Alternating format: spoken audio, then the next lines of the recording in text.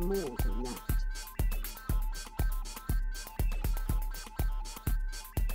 A most curious and useful thing to realise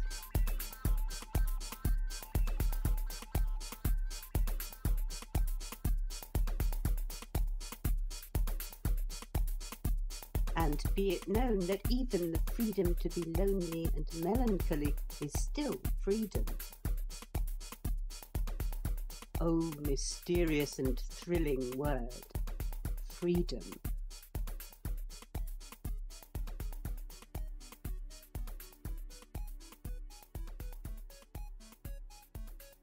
That you are you.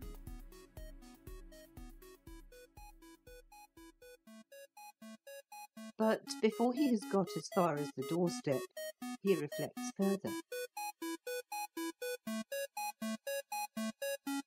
Have you not looked on an absolute stranger?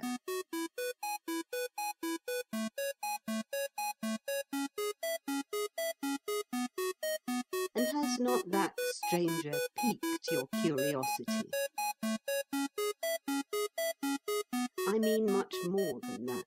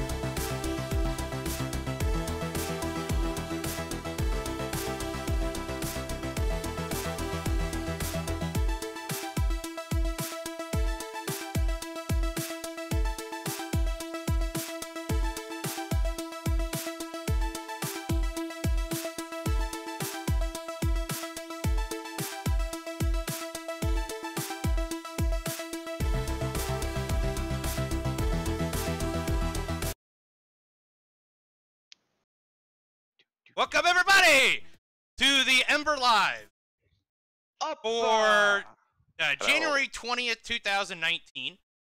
And with us always is Mark and Sergio. Hello. How's it going, everybody? It's going well.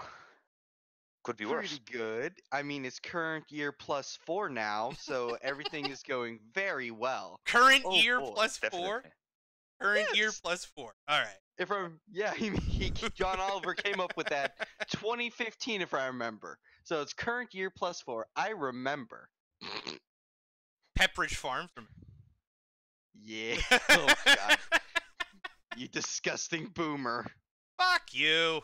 Not a boomer. I'm sorry, man. It's not our fault you're old. Oh! So, news! What do we have? Well then, what we got in the news here is the first one we got is Patreon is not waging war on free speech. Six. Yes, they are. Sure. That's an Sure interesting. Let's just. Everything's fine. No one's waging war as everything's burning in the background and you hear gunshots. Technically, when Japan attacked the Pearl Harbor, it was not waging war. Technically, it was a surprise attack. It was not a declared war. Oh, see, when I read this, I'm like, the first thing that comes to mind, and this is another boomer moment. There's a movie called The Naked Gun, which has. I've watched that. Okay, so do you know the scene where there's the car chase with the doctor that got his brain screwed with, trying to kill him? There's that car scene where the car chase scene where the guy ends up on like a ballistic missile that that goes into a fireworks shop and then blows up, right? Yes. When I see something like this that says Patreon is not waging war on free speech, they're just like that. Right after that, he's like, "There's nothing to see here. Please disperse," as the fucking shit is just blowing up around. Exactly. That's what I was thinking too. Nothing is here. Everything is fine.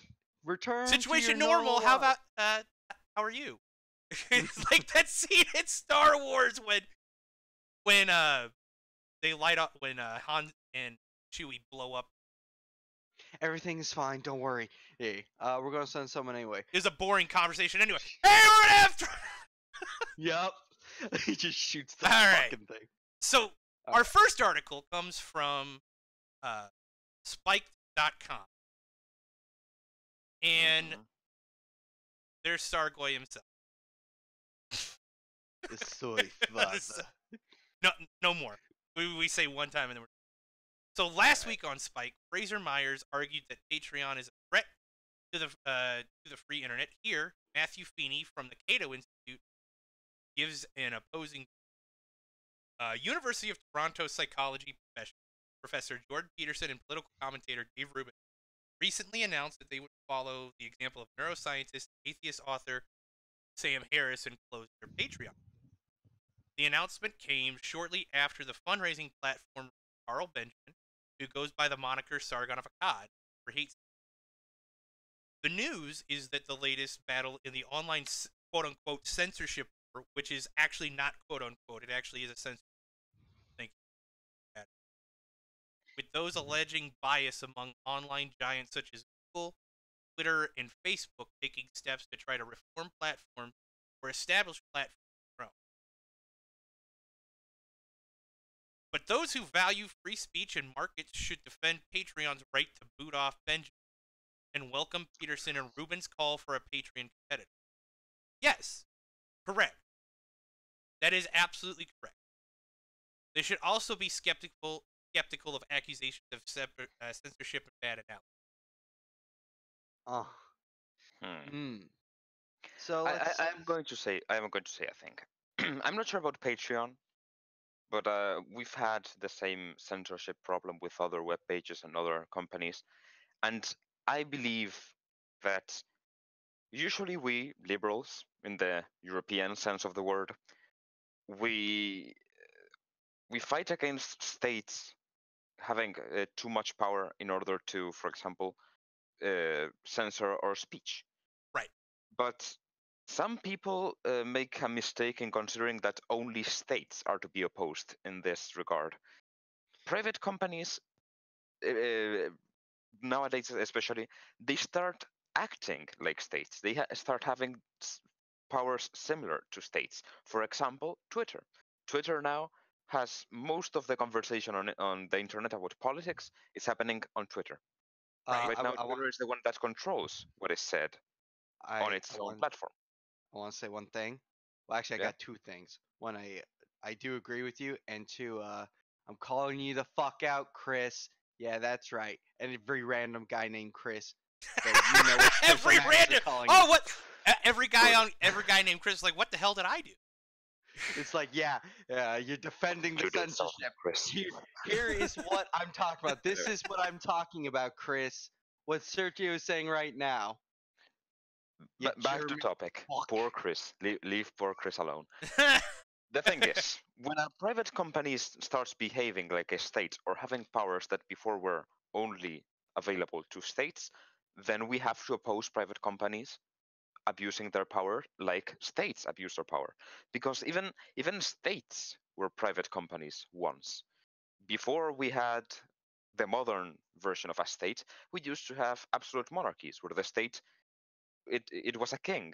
L'état c'est moi, said one of the Louis in France. Yes, the state, the country was personal property of a guy. Did that make it legitimate for the guy to execute people, to censor people?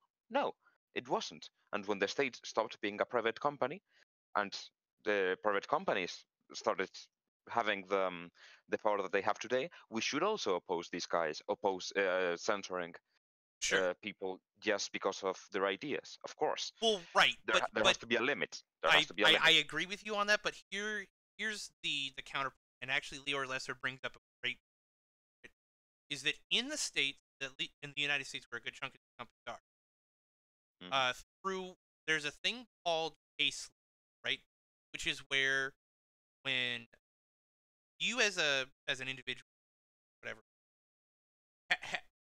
like there's the basic laws that are written out in the legislative branch, Congress, your state, whatever, right? And then there's what follows that law is someone will bring a lawsuit or a complaint or something like that into the actual legal system to challenge. Which is precedence. That's Right. precedence. Right, it sets precedent. So And there's de facto and all these other right, things. It exactly, gets yeah. complicated real quick, just in case the audience wants to know. Right, yeah. So what ends up happening is so as you go through this legal precedent is established, and it can change absolutely, but you have to go in and fight it. You have to relitigate the case. So what has happened over the last 200 years is that companies like Patreon and Facebook have managed to establish through cases that they also have the right to speak. Yeah, they've campaigned that the company is an individual, which is bullshit in my opinion, Mhm. and therefore the same laws apply to them Right. that apply to a person. Right. Not only that, but I do feel like we need to bring up a few things. I can give a little context here because I've studied this a bit. So it used to be what's this called? Jury nullification. If most people don't know what that is, basically you can have evidence saying this person's not guilty but think guilty, etc., etc. Um, two precedents about this.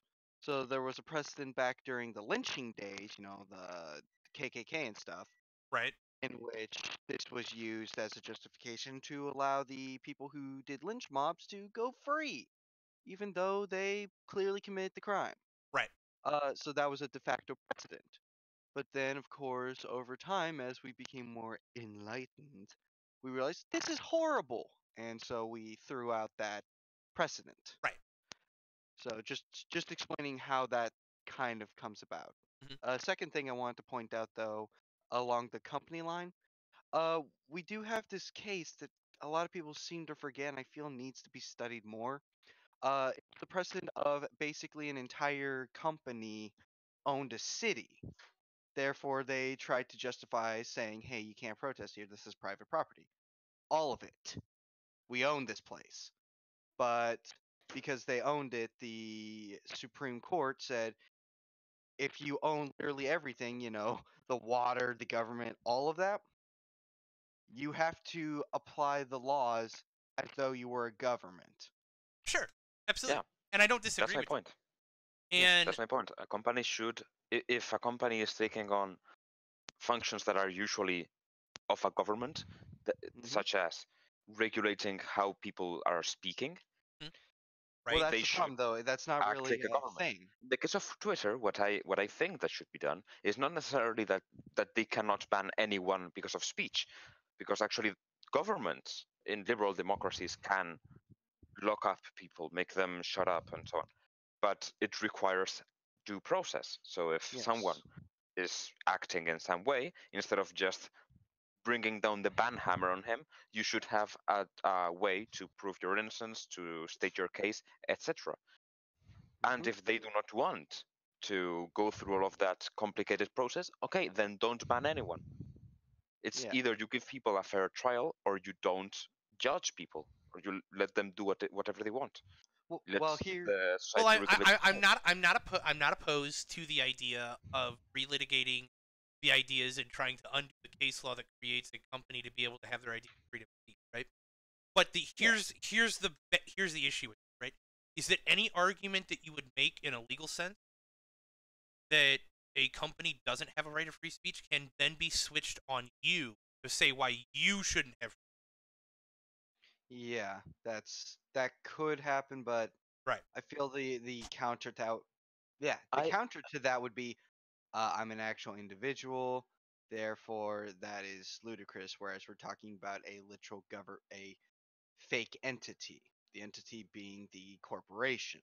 Well, they're not, well, also one of the things you have to keep in mind here is how corporations came about in the first place. Sorry, Mhm. I had to clear my throat. How corporations came about in the first place was utilizing the idea of freedom of association, right? Yes. Because me as an individual wanting to look at and do a thing, like build a bridge or make a product or something, I have the Mhm. right to associate and with whoever I want. Now, on Exactly. the backside of that, when I start to make those like handshake agreements or things like that, how do I, as a person, an individual, guarantee my right inside this thing that we're creating, which is where contract law started to evolve into that. Then Mhm. contract law was expanded to be able to include business types, such as corporation, sole proprietorship, things like that. And through contract law, you were able to basically envelop everybody that agreed to participate in this particular project, right? And then it Right. just slowly evolved into. I don't. Again, you'd have to start ripping apart the idea of what a corporation is in the first place, and again, you Mhm. start stepping on individual rights.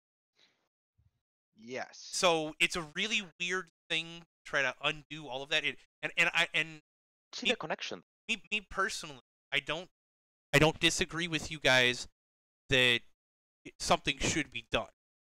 But what how we should do it is very similar to like what was done with Microsoft, right? The U.S. has antitrust laws that exist, Yes. and and what that is it's stopping the idea of competition. If you look at what Patreon and PayPal have all done, they're the big players in the market. Yes. There are certain responsibilities that being a big player in a market has, where you have to not limit and stifle competition, because using the government to stop them stifles competition. Mm-hmm. But if Definitely. if these companies are going to break the first rule of free market capitalism and do things that are anti-competitive, they deserve to get their shit stomped on. Because then you have a demonstration of like what happened with Patreon when Patreon banned Sargon. It's fine. Like it's the idea of being like we don't want to associate with his brand. Fine. That's there's nothing wrong with it. It's when Yeah. they decided to effectively strip a competitor of the capability to operate their business on how they saw fit and take on someone as famous as Sargon and Yes. offer it out in the free public, in the free market. That's where the problem is. Not that they can stop people from being able to speak, but being able to kill a competitor that could force the other company to do the right thing. And that's why I think the better option, rather than, and I'm pretty sure now that I'm reading this article that that's the route that they're going to take on this, that they're going to, it's a better focus to go through the antitrust legislation that exists and all of the precedent through that to smack companies like Google and Twitter and Facebook in the face and say, no, you can't, you can do what you want on your platform, but you cannot stop people from creating a platform that they want to they want to spend their resources on, their time, their effort, and all of these to create a home for these people that you find undesirable. And if you're going to work in an anti-competitive fashion to stop these people from finding their own home, then you need to be That stopped. Yeah, that becomes a problem. Right, that becomes a Agreed. problem. Because Because you're Agreed. infringing on their right. right, exactly, yeah. I Because was focusing more on the on the other aspect, just for a in a sort of principled way. But of Mhm. course, the most effective way of addressing this, if we want to stop the war against free speech, is going to be the antitrust yeah, way. it's the most But effective way because then you in can an actually ideological way, use the idea because you're not trampling on a company's freedom of speech and freedom of association. What you're saying is that you don't get to control the market. If you're going to artificially create a hole in the market that allows a competitor to fill that hole that and operate and not want to make the most money that you can, then you don't get the right to smack somebody in the face and stop them from exploiting the hole that you created. That's the idea Exactly. behind it. how does it violate their freedom of speech? Because Is censoring someone else's freedom of speech? Yes, because you have the right to say that I don't want to be associated with what that person is saying. No, that's freedom of association, Right. not necessarily of speech. And yeah, but you freedom don't of have the right association. to stop that person saying what they want to say. Right.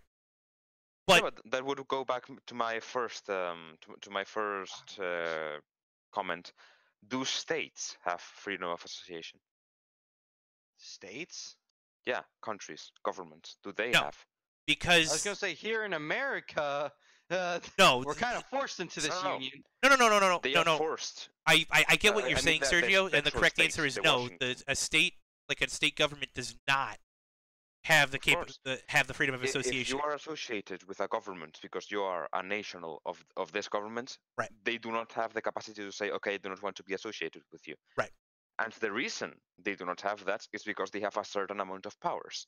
Right. That if and if you are left outside of the powers and privileges that a government gives you, you're into deep shit.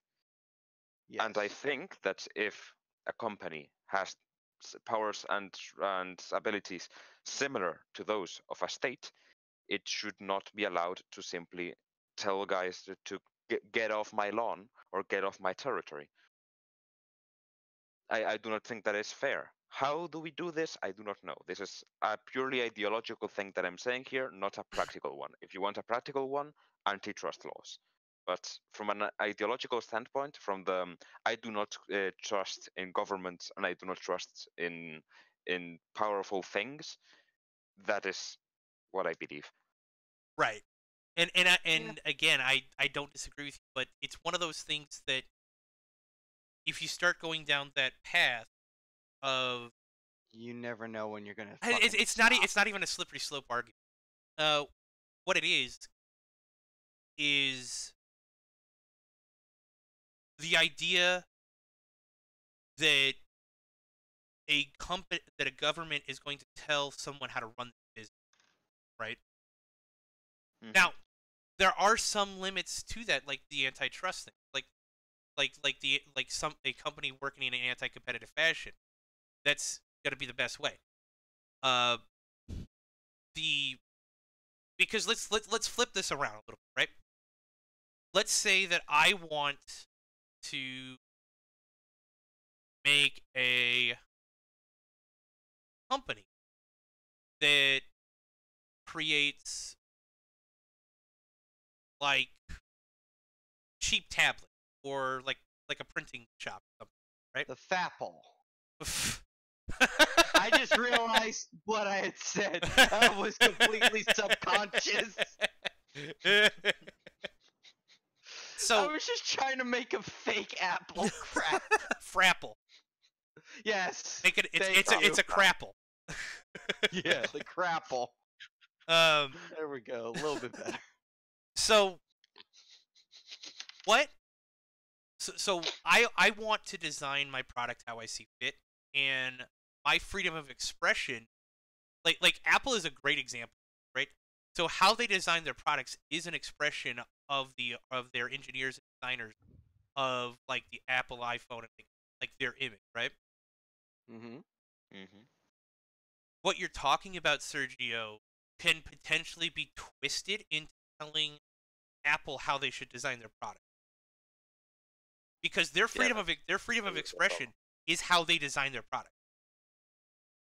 Yeah, if I want to make it look like a swastika, I should be allowed to make it. Right, look or like if I a want to make it pink with purple You hear polka that, Germany? dots and with a unicorn horn on it, there's no one that gets the right. There's nobody that's outside of the design team or the bosses inside the company or the company the people that the people the company has hired that get to tell that company how they design the product. The EU does. The EU has a bunch of Right, regulations about. and the EU is far more into the socialist side of an economy than the US is. Yeah, and- which Yeah, is guys. ridiculous. They Come with literally us tell you. 26th of January, Brussels. Yeah. Crab apples. Crab apples. Crab apple. And that's why, like, I understand what you're saying, and from an ideological perspective, I agree with you that I agree with you, Sergio, that the it feels like it should be something that they shouldn't be able to do. Yeah. But Look, okay, we're gonna have an empire of the good, and we're all gonna be fine. sure, but that's why I'm saying, like, they're not like if someone wants to make another phone, like, we'll go back to the Apple analogy, right? So let's say I make a phone with pink and purple polka dots and a unicorn, and by me making it pink excludes a certain demographic. Then Samsung comes along and makes a purple and blue with a unicorn to fill that hole. I think there's someone of the in the viewers right now who would like that phone. Now that I think of it, you know who you are. You know who you are. You may manifest yourself in the chat. The only thing that's a problem is if Apple stops Samsung from making a purple and blue with a unicorn horn phone, because Apple wants everyone else to buy their phone. Yeah. That's where the problem. Because Yeah, that's right. because what happens is competition causes other companies to try to one up each other, right? It's the natural, like, stress that exists in economics that you don't want to lose. You want to dominate the market. You want to make as much money as you possibly can. So and in that particular situation, because you do that, You do things, you create a plan, you craft it how you see fit, and then you create a plan and you make it and you bring it to market, and the market tells you whether or not your idea is a good idea. If your plan has a hole in it, and there's another company that finds your hole and exploits it, then they should be free to do that. And you are not it's not okay to be able to stop them from your screw up and oversight. That's where the major problem is. And as long as there's companies that are working towards getting one up on each other, it drives prices down, it drives quality up in the air, because you don't want to be the one that's left behind on in the market. So your quality goes up and you create the best product, and then people make their choices as they see fit. And you don't have to have the government involved in any of it at all. So this, dear viewers, is why socialism doesn't work. Exactly. That is exactly why socialism doesn't work. Because it's not somebody using their own freedoms to make choices as they see fit. You have some overlord and a bureaucrat in an office that's disconnected and only looking at analytics, making choices for you. And that's a problem. Well, he might also be looking at the Brussels skyline. Right, absolutely. Yeah. Let's dive a little bit further into the article here. So, the news is the latest battle in the online censorship, with those alleging bias among online giants such as Google, Twitter, and Facebook taking steps to try to reform platforms. We already read. Yeah. Patreon banned Benjamin last month, explaining that the decision hinged on his comments in a February interview with another YouTube creator. In that interview, Benjamin used derogatory language to describe some white supremacists in an apparent cockeyed attempt to portray them as the people that hate. Benjamin's comments breached Patreon's community guidelines, despite the fact that Benjamin did not make the at least they're being honest. I appreciate that. They're actually giving the full context of the situation and not allowing anybody. I'm actually surprised. Yeah, I appreciate liked online, you get a thumbs up for being honest. You get a gold star. Yep. And Patreon is and should remain free to disassociate itself from whoever it was. Like all companies that have guidelines and content moderation policies, Patreon is open to accusations of hypocrisy and inconsistently applying its speech to anyone looking for a company that has been entirely consistent with its own content guidelines to be persistently disappointed. Patreon's decision to sever a relationship with someone who uses foul language is not a reason to fake. If an advocate of Islamic terrorism wanted to use Patreon to fund origami YouTube videos that have nothing to do with terrorism, it would be reasonable for Patreon and YouTube to use the content and close the terrorist account. That actually kind of drives home the point that I'm making. Yep. Rubin, Peterson, and Harris believe that Patreon is too discriminatory and should be more tolerant of certain kinds of speech. On a recent appearance on Tucker Carlson's Fox News show, Rubin described the situation facing internet users as a choice between a free internet that respects dissenting opinion or a controlled internet that is basically controlled by the justice. Rubin and Peterson. Go ahead. I just want to say, like, if Rubin actually said that, I would have to disagree. It's not just the social justice; it's just any dominating force within our social zeitgeist. That's the fucking problem. It's not one group. It doesn't matter which group. It could become a threat, and I think, have walked from the path where in the past we did our best to make sure that didn't happen. Right. Now, it's like, well, we gotta own the libtards. We gotta own whoever today, and it's getting ridiculous. Absolutely. In my opinion. Absolutely. Now, Rubin and Peterson have announced that they are building a raising site in the spirit of the internet.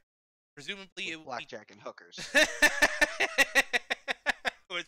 I can't help myself. Oh, that's a good. great meme. I love that. Presumably, it will be tolerant of users writing and commentary homophobic and racist language along the lines that Benjamin used. This is the market in action and should be welcome. Yes, exactly. Holy crap! He actually He is saying that they're allowed to. I'm surprised. Yeah, that's why I'm saying. Like I read Spike.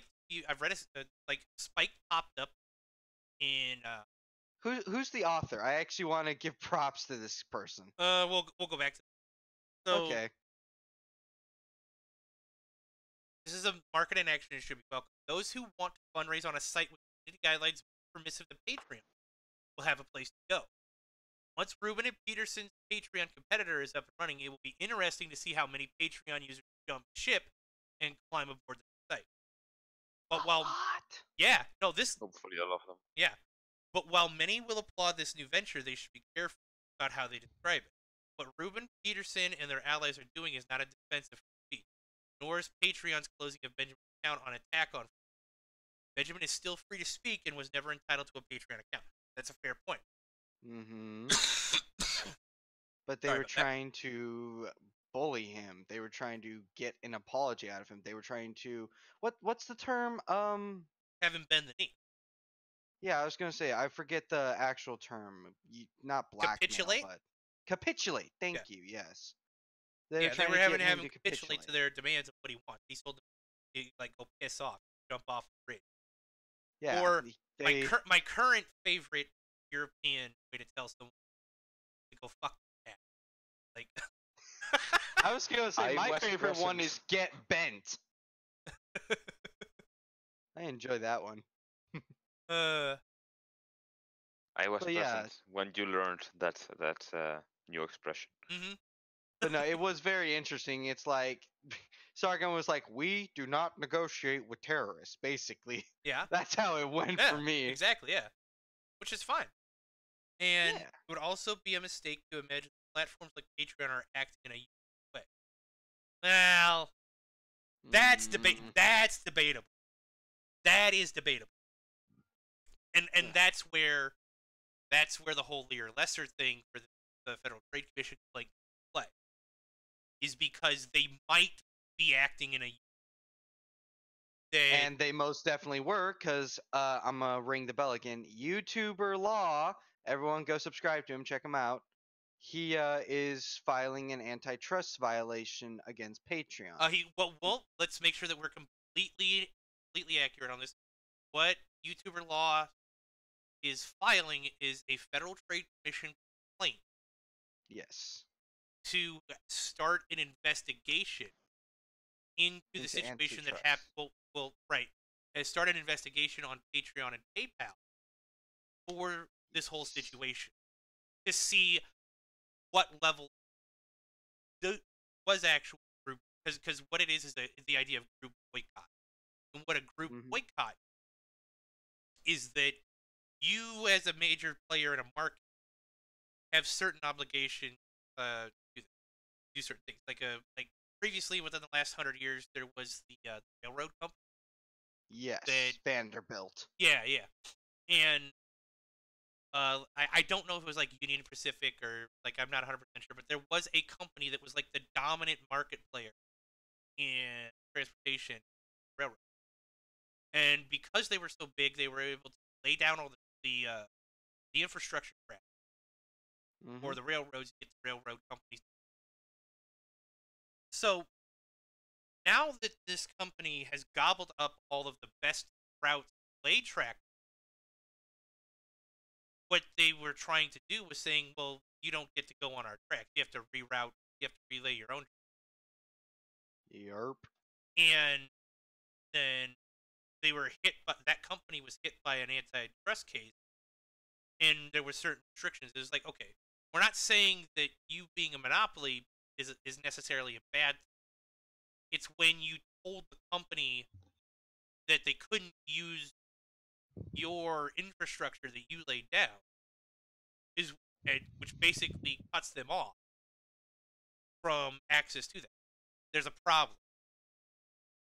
Because you were the first and you're the biggest, you get certain control in the market, and you get to dictate how that's not allowing free trade and free competition to be able to come through and and like if you look at that, that's kind of like how the cable companies, the internet companies that work, because there's just certain real limitations that we have to have that don't allow for like build out on a fiber optic network from 30 companies to participate in a market. Everybody's road would be tore up constantly to repair it. Like there's just it's far easier to shove the government up a company's tuchus and allow them a regulated monopoly than to allow 30 companies to compete in the right internet household. It just makes sense. And when companies start to do that, the Federal Trade Commission has the right to start asking for information and start making an inquiry, trying to figure out if there's a bunch of companies working together to stop them from offering and filling the market. So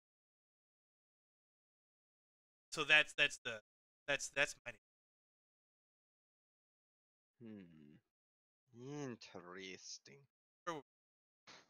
No, I do think that makes sense, though. So it would be a mistake to imagine that platforms like Patreon are acting in a unique way.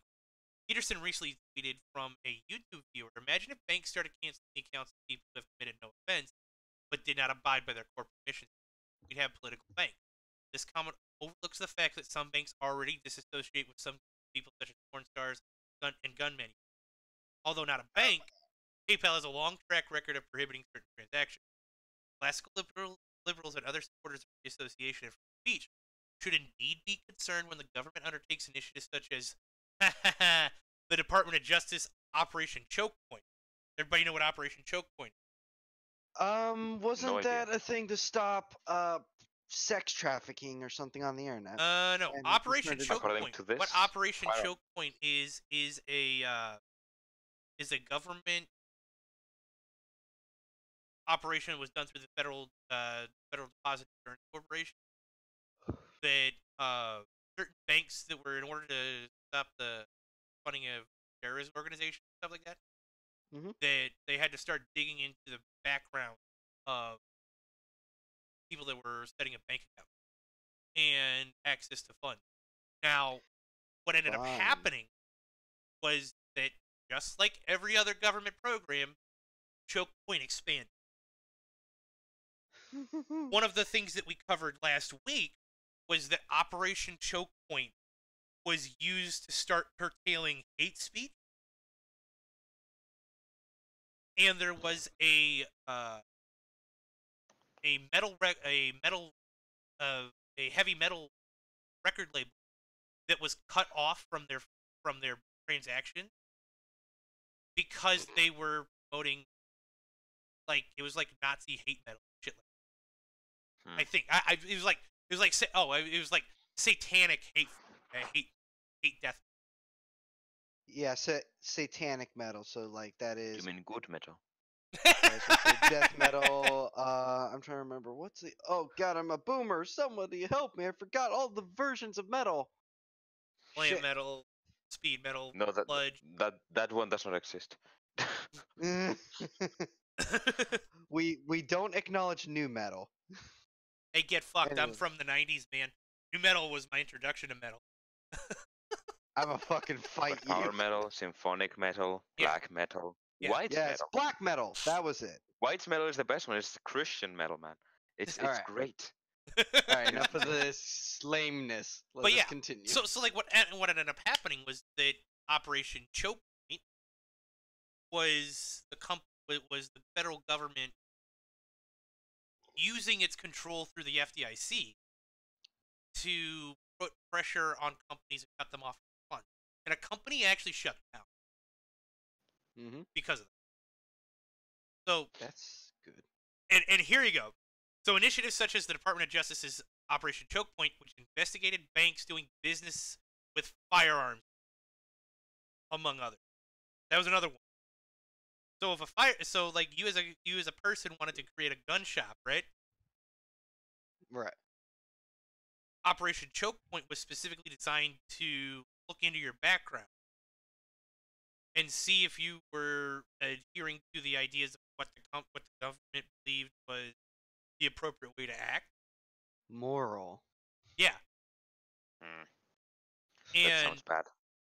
if you were deemed to have not been operating in a moral capacity on what the government determined you to be determined to be immoral, they would then have the FDIC put pressure on the bank that you were operating with to either say, no, we don't want to be associated with the money go.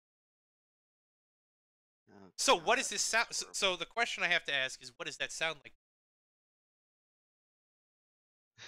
As a Spaniard, that sounds like the Inquisition. And is there They show anything up to your currently shop. happening with PayPal, Patreon, and Subscribestar, MasterCard, and Visa that could potentially be in the same process? It is. It is. They It's- show up to your shop and they tell you, have you been doing naughty things? It used to be, have you been not going to the church? Now it is, have you been saying bad words online? And then they will kick you off of their platforms if Johnny, they have you been saying bad words? No, Papa. have you Uh, been a heretic, Johnny? It's the same thing. It's the Inquisition all over again. Yeah. fucking crucifies your ass.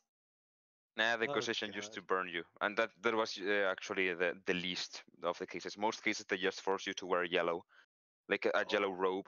That was the robe of shame. So you would walk around the street and people would point, "Oh, he's a heretic." It was And actually then murder you. much more tame Right, yeah. than people think. But anyway. So we're going to go ahead and skip ahead here. It says, Ruben is right when he says that the current debate over speech online will shape the kind of internet we'll have in the future. But it's a mistake to portray the ongoing debate about content moderation as one in which supporters of a closed and free internet fight it out for supremacy. You're not less free if a private company won't host you in an internet where those companies discriminate is not closed. Those who want a maximally tolerant venue for speech on the internet are welcome to build one. You should welcome the fact that Ruben and Peterson are. And here you go. This is who wrote the article. Well, Name them. Matthew Feeney, director Well, of the Matthew. Cato Institute's project on emerging technologies, where he works on issues concerning the intersection of new technology and civil liberties. Well, good job, Cato. You did a pretty good job. you can make good points, Matt. Hmm? Not you, Matt. The other Matt. Matt 1, Matt 2. Oh God, that's when we start switching over to. Last Cameraman? Dr. Roofer. Oh, yeah, last names. last name, absolutely, yeah. Oh, God. It's fucking. Alright. What's the next article, man? That was pretty good, and I overall would say the person brings up some valid points. I don't agree with everything, right. but I can't say that there's anything that I say is absolutely wrong. Right. Like, I still disagree just on principle, but it's makes sense. If only It's he used a different internally example. consistent. If only he used a different example, so we don't have to be defending Sargon every single time we do anything. I know, right? It's like pick a different Am I the only example. one who's a bit tired of that? Sargon this, Sargon He's the that. most prominent person. Yeah. So Yeah. Yeah, the We gotta- fat guy in his basement playing video games just rocking himself to fame and fortune just by shit posting on the internet. I just wanted to play video games, man. I love that song from Rucka. Yeah, Oh, that one. The is Sargon great. song from Rucka is fantastic. Beautiful. You want to take somebody I- else want to take this article? Sergio, you're next. I was actually thinking more Then like read you, it. because Ah, he's from Europe, so he doesn't. He actually asked me what the IRS was. He doesn't know. How do you English? How do you just start speaking Spanish to me? All right. No pasa nada. Se habla en español y todos contentos. Cállate, pendejo. Uh, Alright, the I'll the, read the next most one. you'll get from me is me llamo Matt. That's it. That's it. All right. From Forbes, the IRS admits it encourages illegals to steal social security numbers for taxes. by Robert W. Wood. Oh man, that's great. That's a good name. Not even the name. That Bob Wood. look at this. This tag. This title. I'm sorry, Jesus. I'm just reading this and already I'm just like, how is it we don't have police breaking down the IRS door and saying, get the fuck on the ground? This isn't exactly the kind of story the IRS wants buzzing around at tax. It's illegal. Yeah. So let's read through and let's see how they justify. Oh boy. The IRS and Justice Department normally want scared straight stories just before tax day. Ideally, when an indictment or conviction for tax evasion hits the news, it makes you think twice somehow. You think just a bit more about all those deductions, or if you really reported all your income. No fucking company reports all their income. Before you sign your return under penalties of perjury. Instead, we have the top dog at IRS, the IRS commissioner himself, admitting that, well, there's a problem with illegal immigrants and taxes. In fact, the top IRS officials this time wasn't Wait a talking. moment. Wait a moment. Alright. Let me pause that for a minute. Let's analyze this sentence. There's a problem with illegal immigrants and taxes. No, there's a problem with illegal immigrants. Which Full raises a bunch of stop. problems. Full stop. There's a problem with illegal immigrants. Period. All I'm saying is my hands are rubbing together without me controlling them. That's all I'm saying. When I make this sentence. Anyway, in fact, the top IRS official this time wasn't talking about how the IRS wipes some hard drives or can't find emails. He wasn't even asking for a bigger budget to give bonuses to the IRS employees. Okay, so this guy's against the IRS, I can already tell, but I'm not too bothered by that. Nobody likes taxes. Everyone hates the tax man. This time, he was talking about illegal immigrants and about the IRS turning a blind eye. Or maybe worse, the IRS actually wants illegal immigrants to illegally use social security numbers. He suggested IRS Commissioner John Koskian, oy vey, made the surprising Knock that statement. off. Sorry. In response to a question from Senator Dan Coates, Republican of Indiana, at a Senate Finance Committee meeting. The question was a touchy one. Gee, is the IRS collaborating with taxpayers who file tax returns using fraudulent information? It wasn't put exactly that way, according to Senator Coates. Quote, what we learned is that the IRS continues to process tax returns with false W-2 information and issues refunds as if they were routine tax returns, and say that's not really our job. We also learned the IRS ignores notifications from the Social Security Administration that a name does not match a Social Security number, and you use your own system to determine whether a number is valid. Okay. So you're telling me. So let's break this down a little bit, right? What this is, it's not official that the IRS is telling illegal immigrants to do that, right? That's not what this says is that the IRS is so incompetent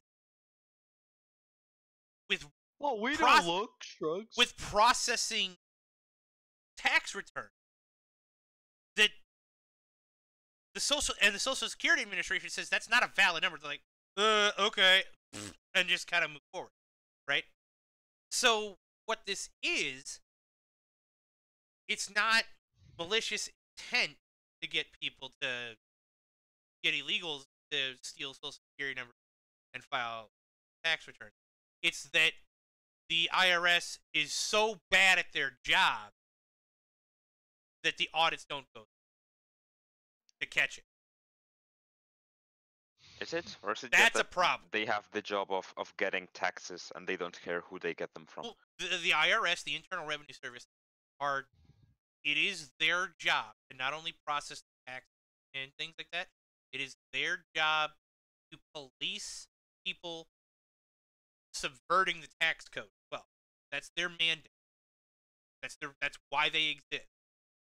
Okay, well, let's keep reading because I think there's a little bit more here that might dispel what you're saying slightly.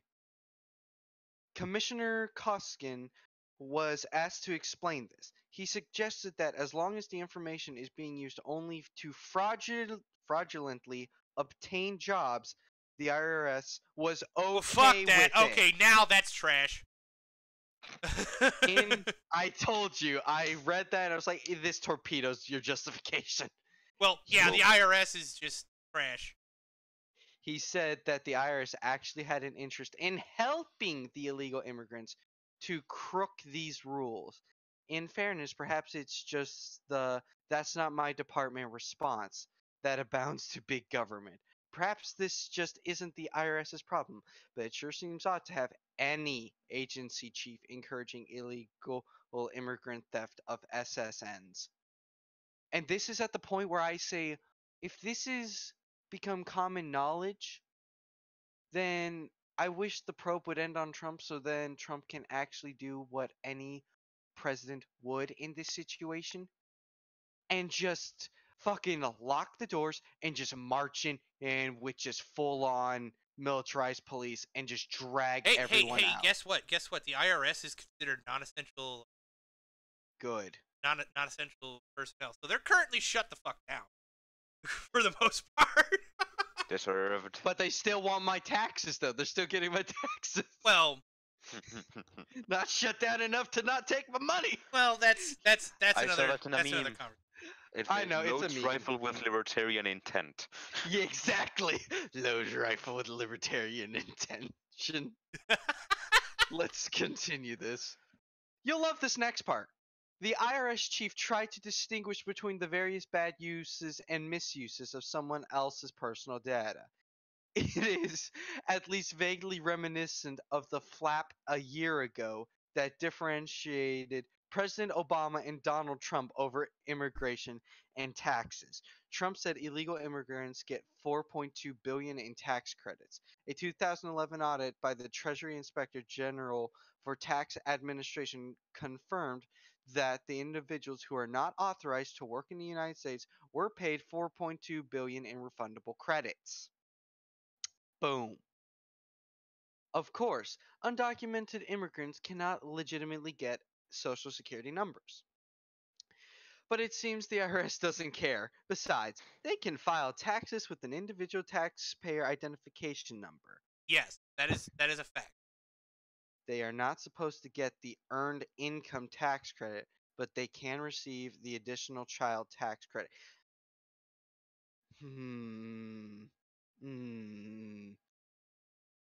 That pisses me off. If the president succeeds in legitimizing the status of illegal immigrants, they could even get the earned income tax credit that is responsible for billions of fraudulent refunds. Trump, get on it. I cannot understand all of this conversation. All of the no, but illegal immigrants can do this. Illegal immigrants can do that. Why are you having any illegal immigrants? Because why is this corruption and because conversation the being had? Democrats need voters. That I'm just going to say it. I'm going Yes. to say it in the most reductionist way possible. Yes, but The Democrats need this is a voters. rhetorical question. Why is Yeah, this conversation being had? Why is this conversation necessary?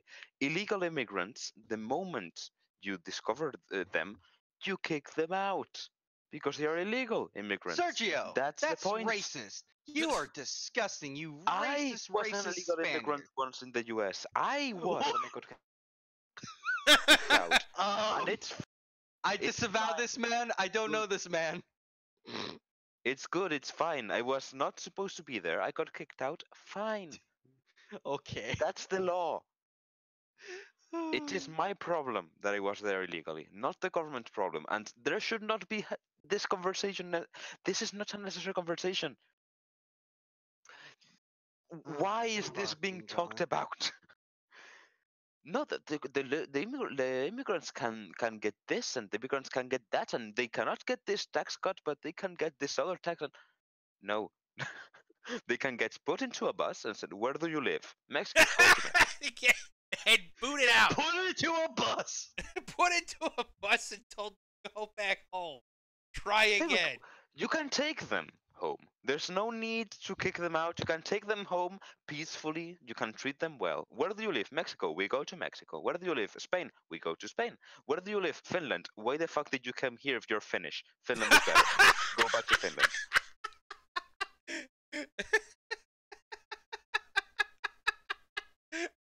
Why the hell did you come here? That's great. That's fantastic. Hey, why aren't you back in Sweetenstan? Go back to Sweetenstan. It's better. Oof. I understand if they want to leave Sweden, but Finland, man, that country has its shit together. I tell you, man. All right. Iceland, though. Oh, Iceland. Do we best want to country. keep reading this? Because there's more cancer to be read. Oh, we're Go on, almost go. done, so let's finish it. The recipe goes like this. First, get a social security number. Then, claim the earned income tax credit for the last 3 years. Then, wait for the IRS to send you your 3 years of tax refunds. The gambit could apparently work even if you never paid taxes, never filed a return, and worked off the books. And the IRS says this is the way the earned income tax credit works. No, it's not. It absolutely does not work like that. Earned income tax credits work because you have a child and the government is trying to incentivize you to have kids. If you're a legal citizen of the United States of America, period. If you don't, you don't get it. Because you didn't pay taxes. You don't have You don't have permission to be here. It's simple. Yeah. Doom 20 Here, there, I'm in Spain. I like this place. I prefer to stay here, but I have no Doom right to go to the 2016 US. music intensifies. That's all I'm saying. I have to, Rip and tear. right now. I want to go to the US. I don't have a right to do so, and I do not have a right to ask for money. I don't have a right to pay for them to pay any money. I don't have that right. It would be a privilege that they can give me if I ask for permission. I do not see why this needs to be so complicated. I don't know. I don't either, man. Like it's Cough Uh, shit. like I think I'm going to make this point in the next article, to be honest. so I'm going to make so it check in this the out. next one. Okay. Full stop. I was like 2 steps from being a progressive, right? Back in my early Weren't we He all? was gonna dye what little hair he had. no, I actually about 16 years old body Oh god. kicked in. But Oh god. so the thing that kind of convinced me that we needed tight border security and to boot illegal immigrants out of the whenever we find them was 2 things. I am a supporter of the idea of universal health care and social programs for citizens of the country. If you live in the country and you pay taxes, the government should give you something. That's why it exists. That's basic social contract, right? Mm-hmm. We cannot offer universal health care to everybody in our borders if we do not control the. That's why Finland and Sweden exist with the capability as well as they do, because they boot people out when they're not supposed to be there. Britain used to be like that, but then Yeah. Britain went mentally Well, that's because the Sweden EU is going down too. Yeah, that's 'cause the- Sweden, It's having problems. Germany, every one of these places is having problems, and I can't wait to see just how this culminates. This is going to be the biggest That's why Britain wants out. explosion. Yep. Oh, I did want to ask, side note, just for a quick second. Hey, you Spaniard guy. Yes. Gringo. How is Britain doing? Are they actually looking like they're gonna leave, or does it look like it's taking a turn for the worse? Well, they've got a month and a half until they leave. They leave on the 29th of March, and they have to. I mean, if they decide to postpone it or to cancel it, it would be a betrayal of democracy, and I have enough faith in the Anglos that to know that they would riot. And the very gringos. I would riot if I have a referendum and the government messes it up so badly that they cancel the results of the referendum. It's like, no, this is your problem. You messed up. Now you deal with it. I voted. I voted to Everyone get the else, hell out of here. people said. Well, The people said what they want. Now you do what the people say. And if you messed up, it's your problem. We leave. I think that's So- basic. But What I'm hearing is apparently Sergio will become the next either Che Guevara or Cuban guy. What was his name? Fuck. Well, Che Yeah, Guevara Fidel is Castro. Cuban. So I really dislike tobacco. I cannot. Aw. Don't worry, you'll vape instead of smoke cigars. That is the only reason why I won't. any other God. further points? Because we'll jump articles if anybody has. I want to keep going Prepared because Sure, to go ahead. the last two things here are just, oh Jesus. Cautious IRS Commissioner Koskin himself explained the seemingly bizarre result. Excuse me. To Senator Charles Grassley, Republican of Iowa in 2015, illegal immigrants covered by the president's amnesty deal can claim back taxes for work they performed illegally, even if they never filed a tax return during those years. This written response clarified the IRS chief's earlier statements, confirming that illegals No, can get back taxes. absolutely not. So, again, I'm one of those people that thinks about the idea of illegal immigrants in our country, in the U.S. I am for creating an idea that is passionate and long-lasting, finally fixed, right? What I am not for is giving illegal immigrants back taxes while they were illegal immigrants. The thing that keeps coming to my they mind. were. As if you can stop being an illegal immigrant. No. The You thing got that in illegally. Sure. the thing I that cannot constantly is like going through my head the more we talk about this is just this one meme I saw where at least when I'm looking at the European Union, it's like fucking America and them. We both eat Tide Pods.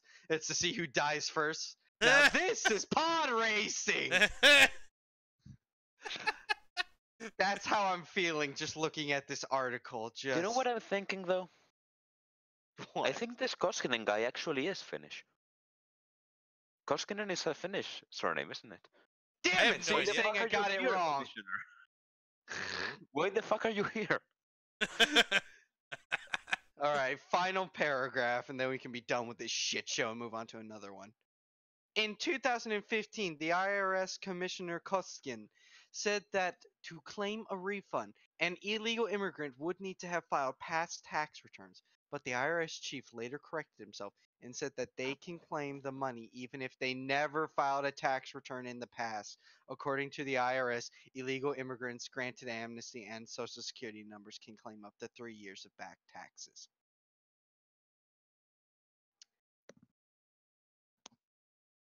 This is why people are going more radical, because you allow shit like this. What do you mean radical? When I mean radical, when I mean People radical, I voted mean for- you have people wanting harsher and harsher punishments because this shit is just allowed to happen flippantly, and the people who are supposed to stop it just shrug and say, "Meh, not my problem." It's like, and you I think wonder that people are not why. hardly going radical. People are going. Well, it is slightly Fuck. radical. It's slightly radical in the fact that what I'm saying is, okay, think of it this way. If the punishments in place weren't enough to make people stop, then it's kind of like you go down the line. It's like, okay, a slap on the wrist doesn't work. Then a So beating. what you're saying is build a and wall. then decapitation. Yeah, What sure. you're saying is build a wall. All I have to say about this particular situation is You got that timing perfect. Oh Lord. This whole thing, just dog crap, completely, utterly garbage. It's just a bunch of trash. Agreed. Oy vey. Hey, stop it. Hey, using Yiddish is not the same as what you did. So Gotta drawing the line in the sand there. One rule for Guys. thee, but not for me. Nah. I think that according to Jewish law, I count as Jewish, so I give you permission to speak Yiddish. Oh, thank you, buddy. No problem. All right. Next article. Let's finish this Prepare shit to show. re. Here we go. You want this one, Sergio?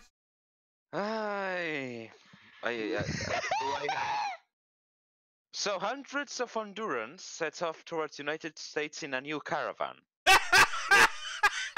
Good. Wonderful. Wonderful. On behalf of all Iberiandom, what the fuck? last, another migrant caravan. Migrant caravan. Please, English correctly. Migrant That caravan. Spanish dude is yelling at whoever wrote this to write Yes, English yes, I properly. am. I love it. Another migrant. Good job, caravan, pendejo. because it's the caravan that is migrant, not whatever. Left Honduras, made up of men, women, and children. It's mainly men, isn't it? Most Yeah, came from probably. fleeing entrenched poverty and gangland violence. Okay. San Pedro Sula, Honduras, January 14th. Whatever. Hundreds of Honduran migrants began the long trek north on Monday, part of new US-bound caravan that hopes to succeed even as a previous wave of Central Americans were unable to quickly enter the United States. Okay. Opening statement. I hate how these people do it in huge caravans. Just, we are going to the United States and walking out in the complete open up north, like they feel like they have a right to do so. It's like, no, what are you doing? No, I'm traveling north to enter into a country illegally. That's what I'm doing. Just imagine if I walked about on the street and the police shows up and say, "Hey, what are you doing?" No, I'm going to kill someone. Well, Oh, when? like No, to make sure in a couple that we days. kind of like be completely factually accurate. So what these caravans want to do, right, is they want to go to the border and request asylum. Uh-huh. Do they? Yes. Uh-huh. Isn't Sure. there an American embassy in Honduras Yes. Yes. where you can request Yeah, asylum? yes. And isn't there one in Mexico and in every Yes. single Yes, there city is. between the Honduras and the US? Are they actually asking for asylum? Seriously? Well, that's the question. That is absolutely the question. Are they? In that case, either they do not know how to ask or they are lying. In the first case, it might be what we saw last time there were caravans, that there's this Soros-backed ONG to do this because that's the best way to do it. because Name them. everyone- Name them, Sergio. Come on, Soros. name them. Good. I don't remember the name. It's Soros. Soros again. Always Soros. And Oh God. yeah, they told them, no, you have to go to the border. That's the best way, and they let you in, and they lied to them.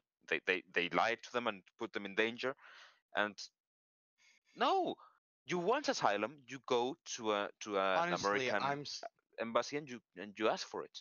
I am That's all. genuinely surprised Soros is not behind bars. Anyway, we're gonna not go down that unconfirmed Don't worry, theory.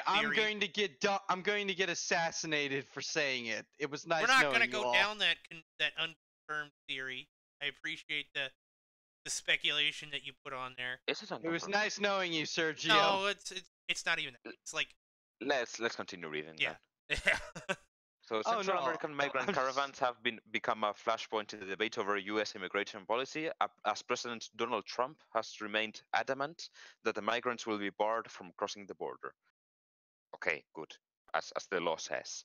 Television footage funny word, footage, on Monday showed several hundred people in the violent city of San Pedro Sula huddled together and waving Honduran flags as they began a journey that would likely take weeks or even months to reach the U.S.-Mexico border. Hey, advice to anyone who wants to enter: don't wave your own flag. Show you actually want to integrate. That is a fair point. Hey, hello. Hi, I'm Honduran. I've got Oh, my good. flag And, here. what's Well, that in your hand? that's not the red, white, and blue that you should be waving. So Yeah. Fuck America. Get outta here. I don't care. I'm a There's wave no red mine. on that Fuck one. you. So Yeah, it's between like fuck 600 and 800 Hondurans have joined the caravan, according to an estimate provided by Miroslava Serpas, head of migrant affairs within the CIPRODE Human Righs Research Center that is accompanying the group. They're accompanying them. They know where they are. Accompanying. Tell them to go back. tell them to them go. You know this shouldn't be a months long or weeks long process. If this Human Rights Research Center wanted to help these people out in the best way they could, they would give them directions to the U.S. Embassy in Honduras.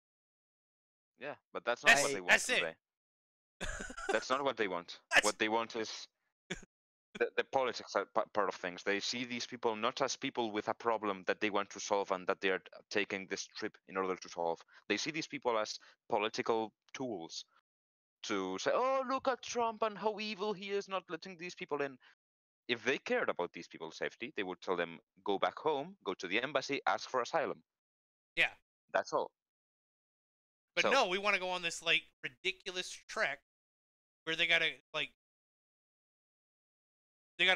put up with like garbage conditions, gang wars, getting human murdered, trafficking, rape. and it's like this is your solution. Like I would love to take one of these people like this is your solution, right? Rather than looking at it like how do we help improve these people's lives in that country? And if we can't, how do we take them through a process legally to get them in the States? Like, I understand, like, I personally, like, the idea of political asylum. I completely and utterly agree with that as an idea. Because sometimes you have situations like what happened in Nazi Germany when there was an extermination of a certain ethnic that there were people that were like, they're going to murder me if I don't get out of here. And that was demonstrable. Like, that was 100%.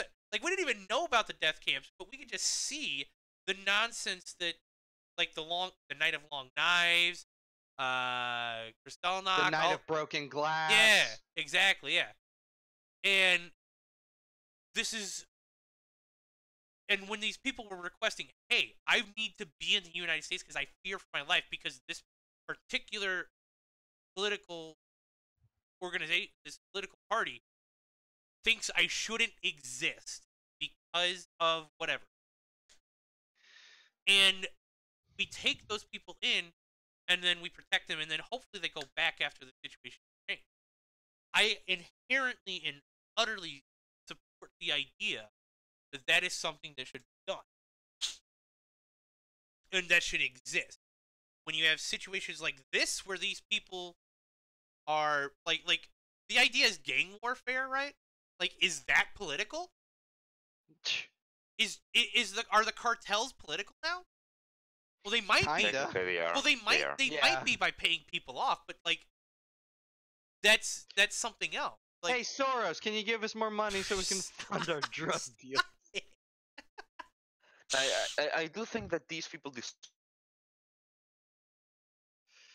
I'm sorry? they Continue. cannot Go on, Sergio. ask for asylum, and if they don't deserve, that's to decide. The embassy decides who they give asylum to and who they don't. Yes. But in no way should the solution be yes, take a trek all through Central Uh-oh, I think I think he's we being lost him. silenced. He's being silenced! Did you? There you go. Now you're back. Oh Yeah, shit. you were cutting in and out. Am I back? Okay. Yeah. You're not dead, yay! When did I get lost? Only like 45 seconds. Oh, okay. So what I was saying is that I do think that these people deserve asylum. These people have a problem. They cannot stay at home. They deserve asylum. It's basic.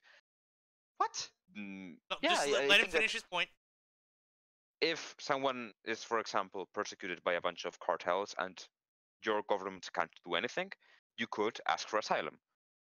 Say, hello, United States, I have this problem. My human rights are in danger. Please let me in.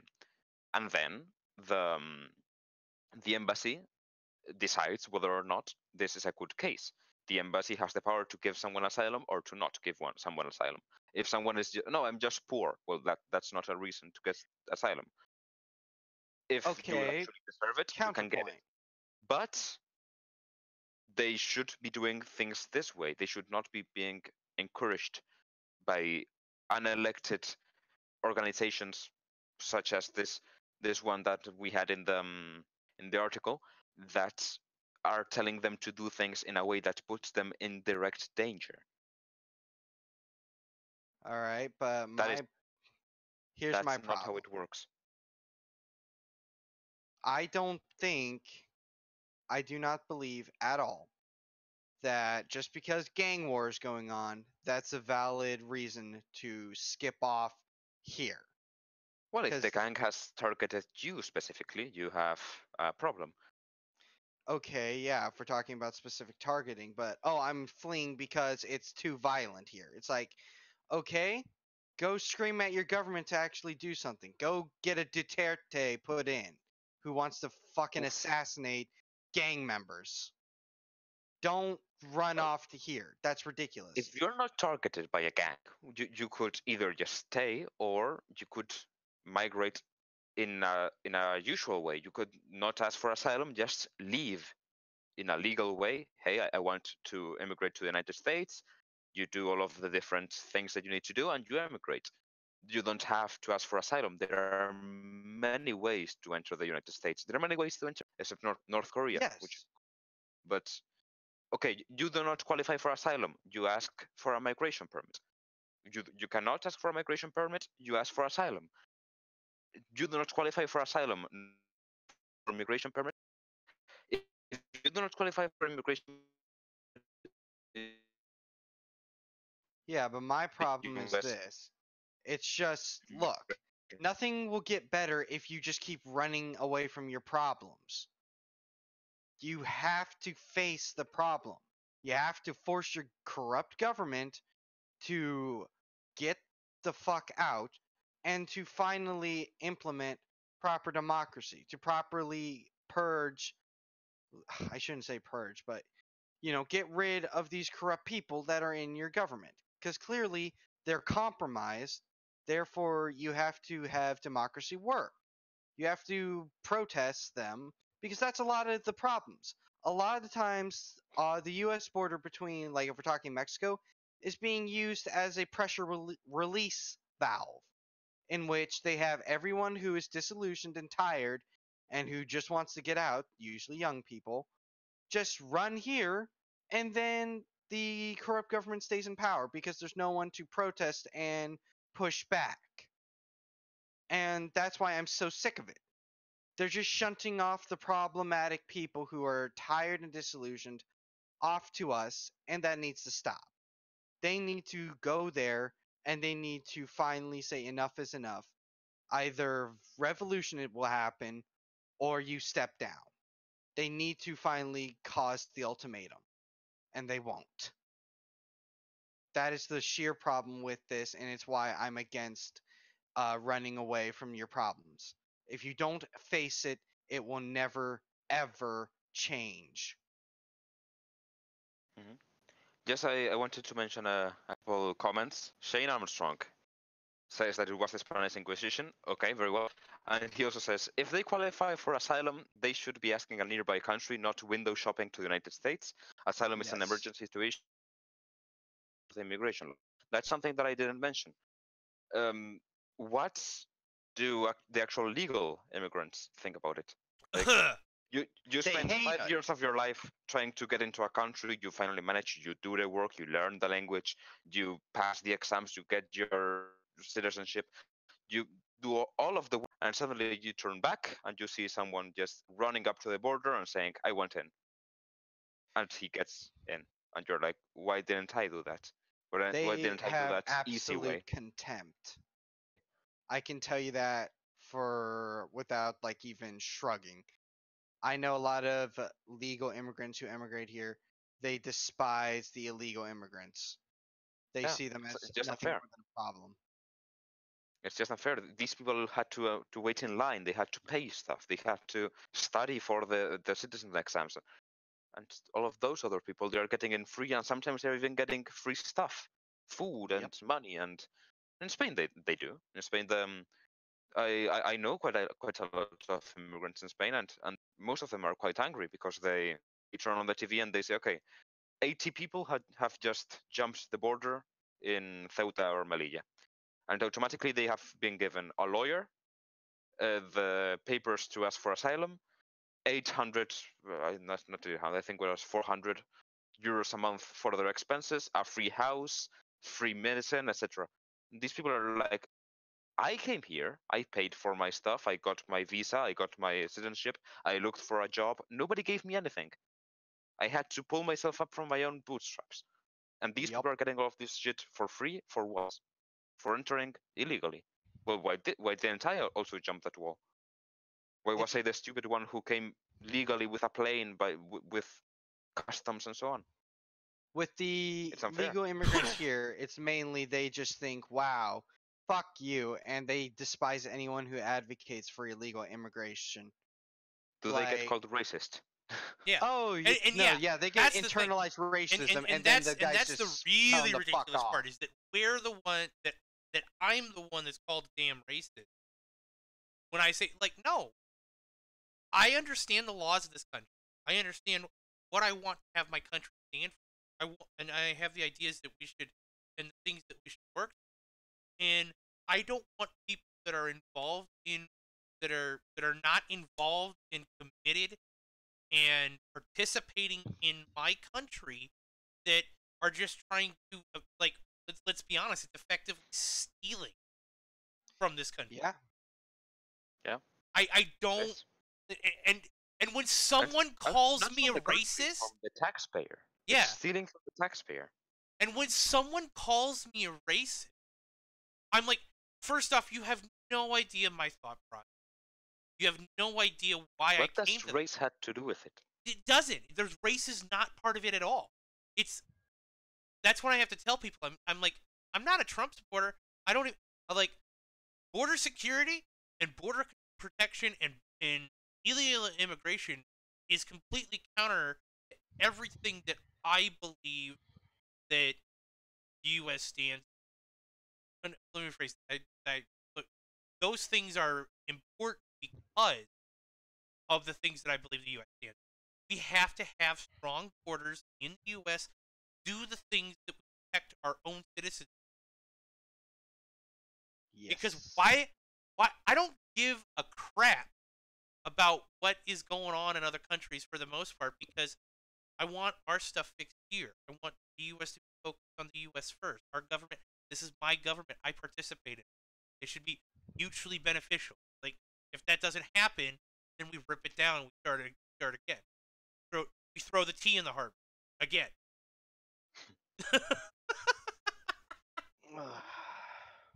Okay. Should we continue reading? Yeah, let's finish this up. Okay. Because the next So, one I'm going to take it and we're going to read. Oof.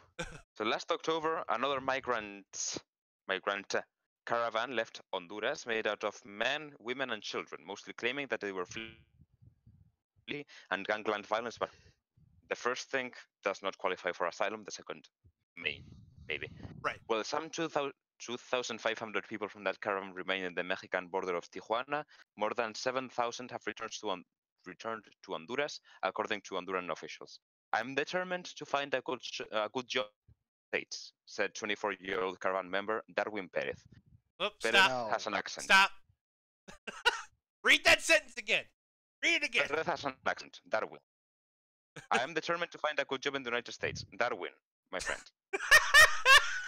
Darwin. If you... I'm going to speak in English because this is an English thing. But Darwin, if you're listening, Darwin, if you want a good job in the United States, I recommend, first of all, that you do not enter as an illegal immigrant, because illegal immigrants tend to end up working in farms, first of all. Second of all, if what you're looking for is a job, I recommend you be a migrant, not an asylum seeker. An asylum seeker is one looking for safety. And yeah, that they want you in. Trump recently said, we need the migrants. We need the migrants because we have the economy is doing great. I can tell you guys the economy is doing great. I know everything about economy. Believe me. Oh yeah, absolutely. I want to ask for asylum. Okay, what's the problem? I want a job in the United States. You ask for asylum, Darwin. I mean, it is a difficult road, but I hope President Trump. Damn it, you're cutting in and out, Sergio. Trump myself again. How Yep. about now? Let me close some stuff. I'm gonna close this and this. Close your porn. There's none of that. It's a difficult road ahead, but I hope President Trump's heart might soften, and that he won't be so hard and will let us enter. He added. Why? Darwin. Why should Darwin. we? Darwin, amigo, compañero, máquina, fiera, titán. He's not a king. He's not an absolute king. He does not have power over the law and let people in and let people out. There's a law in that country. That is one of the reasons why that country is so good, because people follow the law. You are fleeing from a country where people don't follow the law. You should be the first person who understands why the law has to be followed. Compañero, amigo. Darwin. Give Darwin, me por favor. money. I'm an exception, and amigo. I'm exception. Come on. Don't be like that. Why you be like that to me? Yes, Some spouses and children, some of them with spouses and children, echoes Perez's dream to find work in the United States. Trump has repeatedly vowed to stop the Central American caravans, sending troops to reinforce the border and describing the migrants as an invading force. yeah. Written by it's Jorge true. Cabrera and Gustavo Palencia. Good. I love it. What is there to say here? No, there really isn't anything else to say. Darwin Perez, be a migrant, not an asylum seeker. If what you want is a job, they will give you a job. Yeah. There are jobs in the United States if you are a migrant. And you not want an asylum. and you want to come through legal immigration process. That's why I'm one of those people that actually believes in the idea that there should be a clearly defined path. I'm on board with a path to citizenship as long as it starts with them requesting from their country to come. I don't want them here first, and then there's a path through that. No. You come there, you request to be here, and go through the process from that entire beginning to end. And yes, absolutely. Now, also, I am also on board with the idea that, like, let's say, for example, this is actually something that exists that was just created a few years ago. It's the American Foreign Legion, right? So if you're a citizen of another country, you can actually, like, I would like to see this happen, where you could go to, like, the U.S. Embassy and say, hey, I want to join your guys' military. And my response would be, sure, here you go. Because here's the thing that you want to, if someone's willing to go and accept the responsibility of fighting for a country that they have no stake in, at the end being able to be given a stake in citizenship, that's perfect. Here's the meme: service guarantees citizenship, and I believe that wholeheartedly from that perspective. If you're willing to devote yourself to the United States military and the ideas of the United States military, what will happen is it will be forced integration, right? To an Yeah, extent, not only but that, you will be there's giving only something to the country. You will be giving your service to the country, and nobody can tell you that you're not allowed to migrate because you would be stealing from the country if Right. you have already given it a bunch of things, your time, your energy, your labor. Yeah. I my dad had a counter argument to that, but I wish I could remember it. He pointed one thing out, like his criticism of that, but I can't remember. I think he said like, "Oh yeah, they stay in and then they don't really do much, and then they get to leech off of the GI Bill and things like that." Okay. I, I prefer that So than check this. them So check this out. just Check this out. So like, I understand what you're saying. Do you Again, think? I'm saying what he said, not me. No. I get you. What I'm saying is I understand. I understand the argument. Do you think that a United States military drill sergeant would put up? If we're talking the army, possibly. If we're talking Marines, fuck That's no. what I'm saying. Like, if they sign on to be part of the Marines, do you think a drill sergeant in the United States Marine Corps would put up with someone slacking off like that? That's why. Oh, That's God, why I look at this. I'm like, you want to talk about utilizing the things that the military is good for, right? Which is instilling certain values in a brainwashing format that makes sure it sticks. They take people that have never fired a gun in their entire life and make them killing machines for good reason and good purposes. I'm not saying that's a good or a bad thing. I just want to say, so what you're saying is that the military is good from separating the wheat from the chaff. Exactly, yeah. That's exactly correct. And it forges you into they have certain ideas that they want to instill in you, right? Which is loyalty, honor, respect, and devotion. Which is exactly what an immigrant to the United States should have in the first place. And then we add on top of that the mental manipulation and training process that breaks you down and then rebuilds you into something more than what you started is exactly the process that we should have that creates immigrants. And then at the end of it, you're given your citizenship. Now, then you can make an argument of like, well, what do we do with veterans? I'm like, well, that's a different problem. Fix the veteran problem after with the immigration problem. I don't think that's I frankly think we should changing their fix character vets is necessary. first. I don't think that's necessary. What I believe is Okay, that hold on. I need to look. I Uh, got a bit more skin in the game on this, and this is why I want to talk about it. Because I know many vets, I know many people serving. My whole problem with this is one, while I can joke about many fucking memes, like how at least in the Marines everyone jokes that the first infantry regiment is just made up of Mexicans. Ugh. But I wish I was joking. That is a literal meme. Oh yeah, no, I know. But the other problem is though, like that's frankly, the best it is the best one. Just all the cerveza. No, the one problem is vets, frankly, I feel need to be taken care of first and foremost, regardless of anything else, because they served the longest. They've put their necks out, Sure. and they're dealing with the repercussions. At least for me personally, because I'm so tired of like we've shafted soldiers every fucking turn, and I'm getting sick of it. And as much as it's like, yeah, okay, if you want to serve, that's fine, but don't feel too pissed off if we're saying, okay, we'll get to you when we get to you. Right now, we're focused on the current people who have fought. And the other thing is, at least for me, I feel like one, what we need to do is have a complete overhaul of the military in general, because a few problems, at least when it comes to the army's been turned into a fucking joke. Like, I feel like, Matt, you have a very idyllic view of our army and military, but I feel overall it's slowly been whittled the fuck away.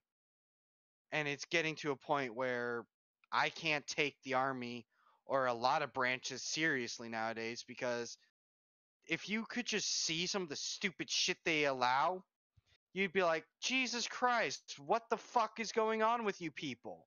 Right. My personal gripe being the transgenders, and the reason being with that isn't because we can have a conversation at a different time. I don't mean to stop you up, but that's one of those. That's gonna open up a whole can of worms. well, no, not really, because what I'm Okay. trying to say is if you want to talk about, oh, we want the best of the best, and we're going to mold you into a proper fucking warrior. Well, if you're going to start making exceptions to the rule, then you're going to overall devalue and make your men look weak in the eyes of other countries. Okay. So And that's my problem. Those can be good Sure. warriors, but they're a problem to logistics. well, that's actually a They're better expensive. argument. They're expensive to maintain, more expensive Yes, than yes. a non-transgender soldier. Yes, and that is I agree taxpayer with. money. I wholeheartedly agree with the idea that it's An a army needs to logistical have nightmare. the best soldiers it can pay with the least money. That's what an Yes. army. Yes, Exactly. that is a far better argument.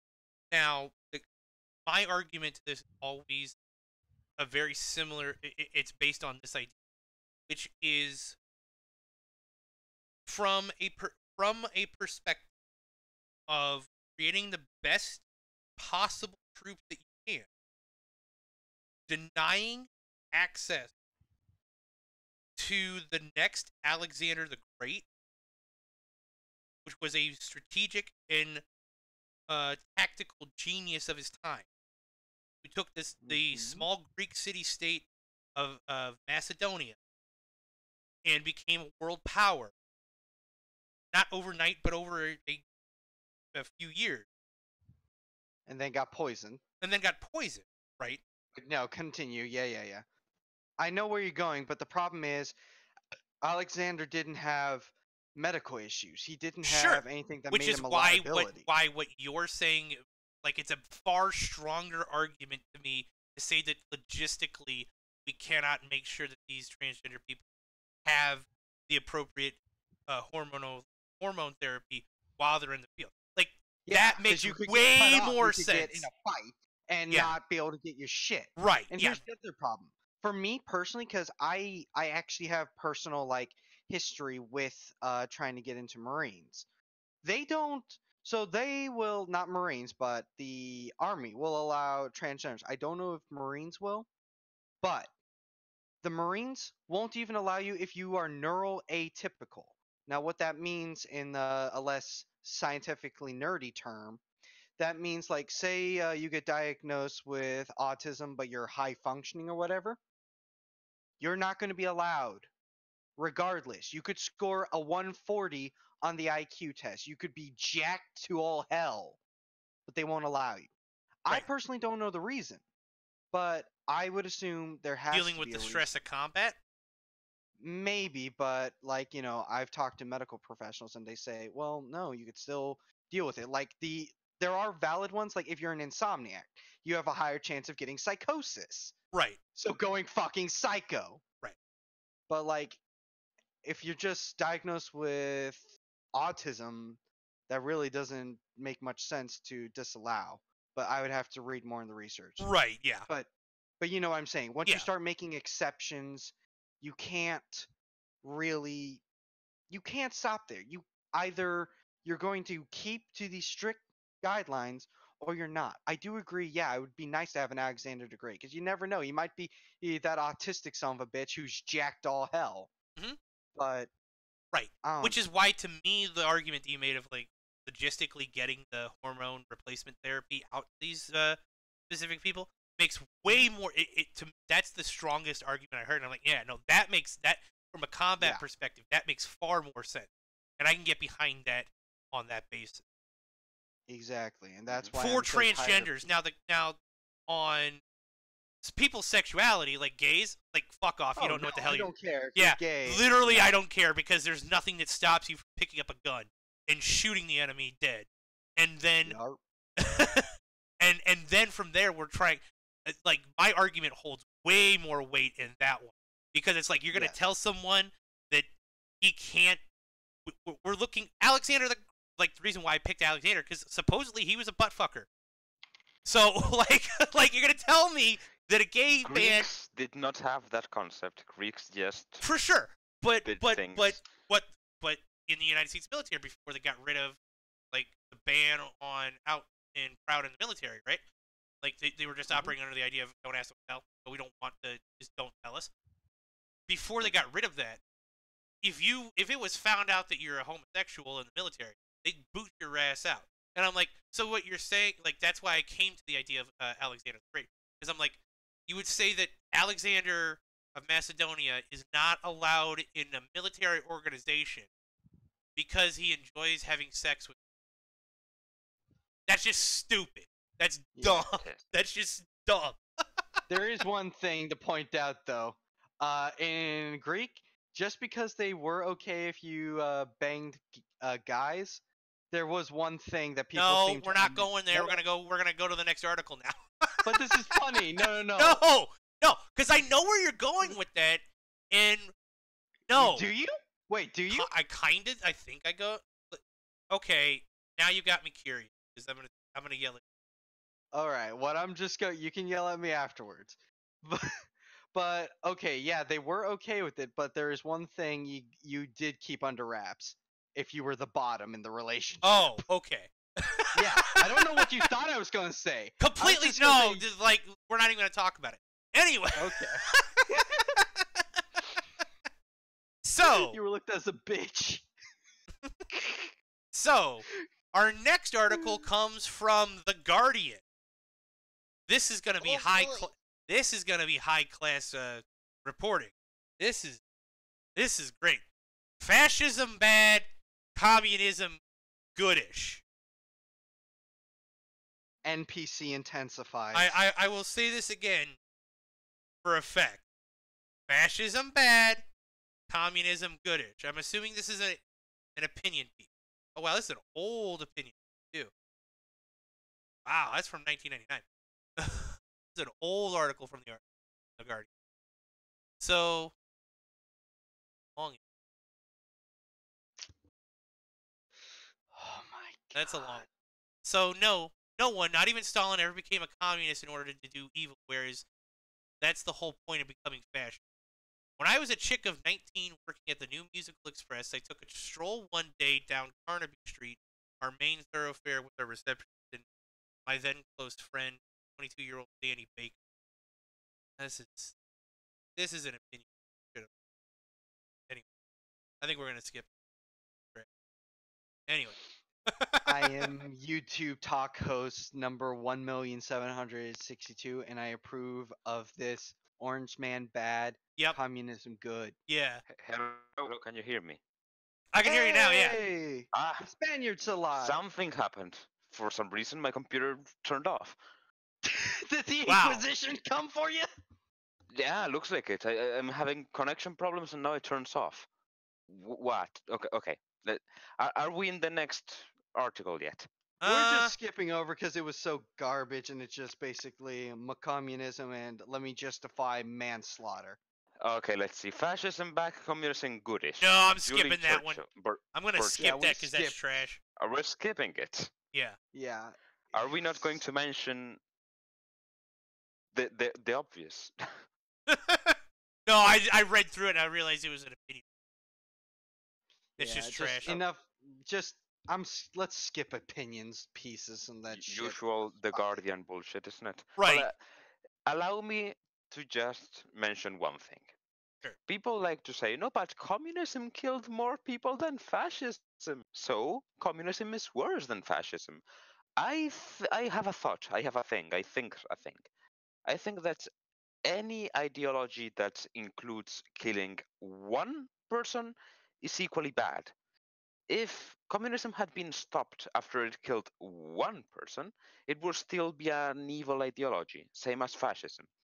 Mm-hmm. Any ideology that kills people by its ideological foundations is a bad ideology. Right. So fascism, communism, and every other ism that kills people are on the same level. I do not care between if the difference is between 30 million and 80 million, 1,000.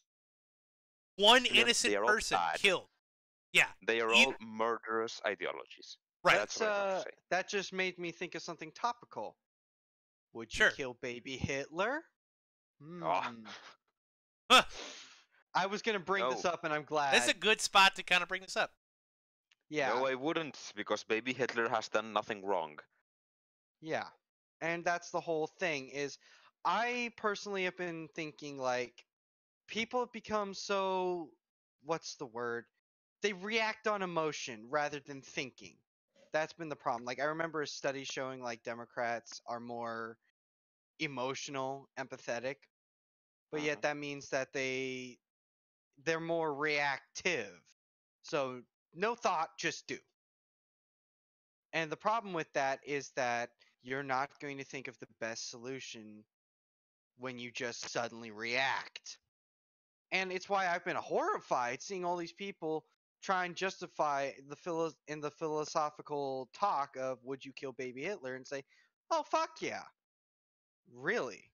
So cuz again, these people this was interesting cuz back in the old days the talk was cuz a lot of people are religious. It's like, "Okay, well, I'm killing baby Hitler so I'd stop the Holocaust, but, you know, would God forgive me for killing baby Hitler?" That's what it used to be. But Hmm? now, since most people are not religious, or at least when we're dealing with the left, they don't think like that. They have nothing that stops them. And so they just try these Thanos-esque justifications for committing infanticide. And I'm just like, this is kind of getting disturbing, seeing Sure. this thought process. And I'm just thinking, how do you get this mentally warped to the point where you're justifying just slaughter? You're justifying like these people clearly don't have the balls to do it themselves. They wouldn't have the balls to fucking kill baby Hitler. But if they could get someone else to do it, they would. So 100% of the time. that particular conversation can kind of be summed up in one of the seven principles. The idea of blind justice. Hmm. Each individual should be governed by the same laws as their peers without arbitrary discrimination and be presumed innocent until proven guilty by a fair trial. Yes. What did baby Hitler do? Nothing. Now, Hmm. once he took over Nazi Germany and began oppressing his own people, then you can say, like, get that guy out of there. Yeah. And you could talk, and again, the whole thing is they don't think about, well, maybe because, your environment does influence you. They never think, well, the environment he grew up in is probably why he got so fucked in the head. So maybe if he's a baby, change the environment. But no, they just immediately go to the impulse of kill.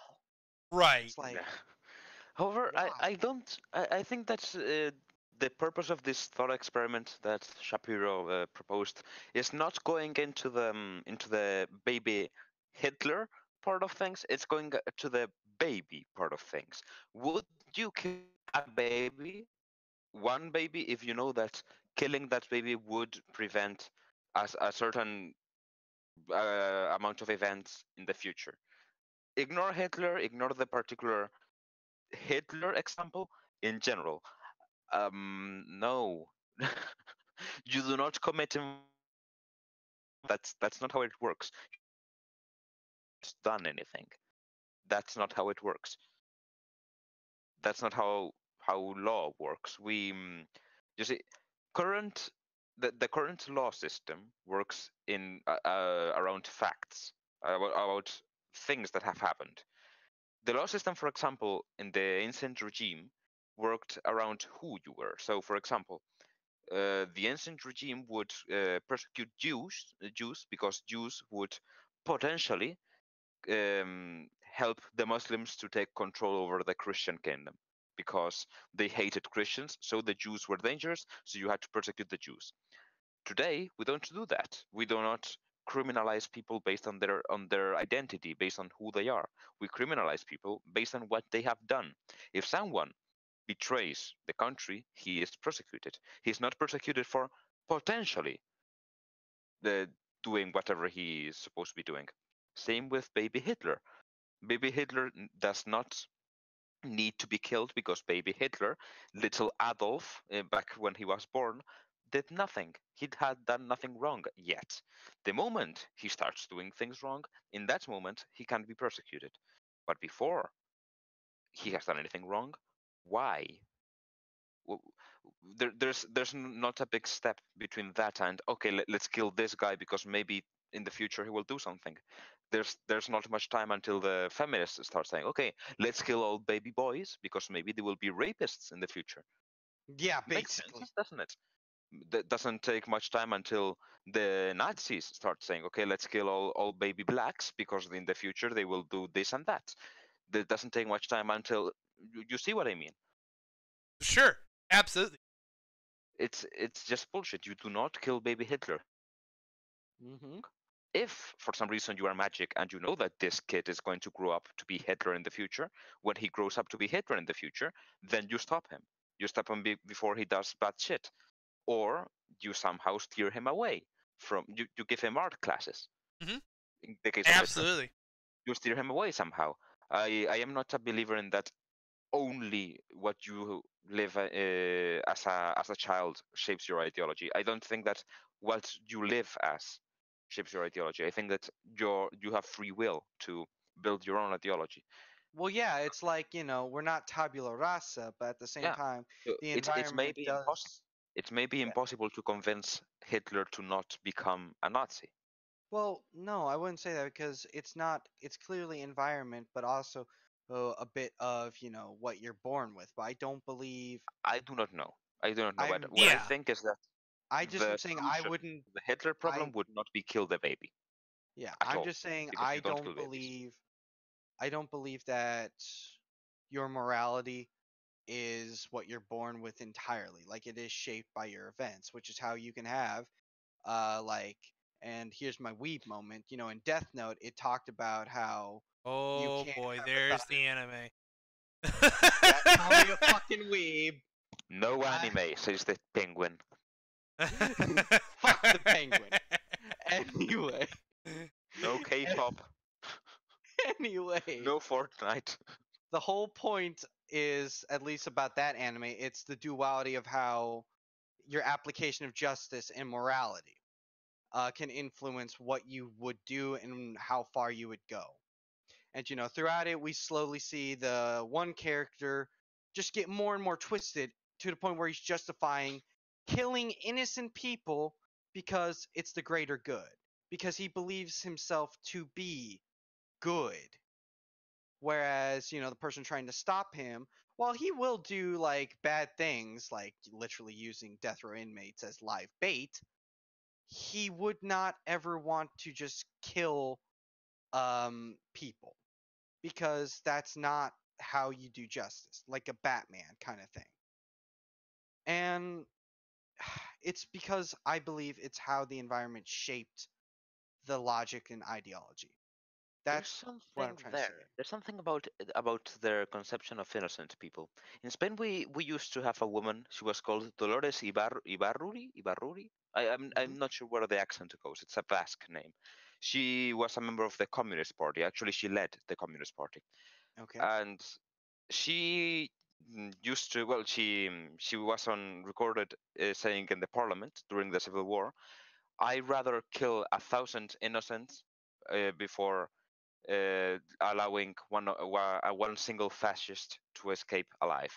So she would kill 1,000 people if one of those 1,000 was a fascist and the rest was innocents, because what she cared about was killing the fascist. She didn't care about Yeah, the innocents. There must be that's something within the horrifying. collectivist mind thing that they think that it's okay to kill innocents as long as you get your objective. Yeah, it's because they're uncompromising because they don't see your humanity. Yeah, they That's the see whole you as point. they A see you number. as what you are. They see you not necessarily as a number. They see you as, well. It depends on what type of collectivity we're talking. Dolores Ibarruri, known as La Pasionaria, um, saw people as their party membership, not as people. As other people will see your race, not your person. Other people will see your age, your social class, your whatever. Mm-hmm. But these people, this is something that I was speaking a lot about usually. There are people in the world that do not see other people as people. They see other people as tools. They see other people as statistics. They see other people as numbers. Yes. For example, whenever in Spain, whenever a woman dies, automatically you get all of the left using this dead woman that died at the hands of her husband, for example. They use her as a political weapon to bash the right with. Yep. And this is literally the left throwing corpses at the right and said, "This is your fault. This is your fault." And I'm sat there saying, "That's a dead person.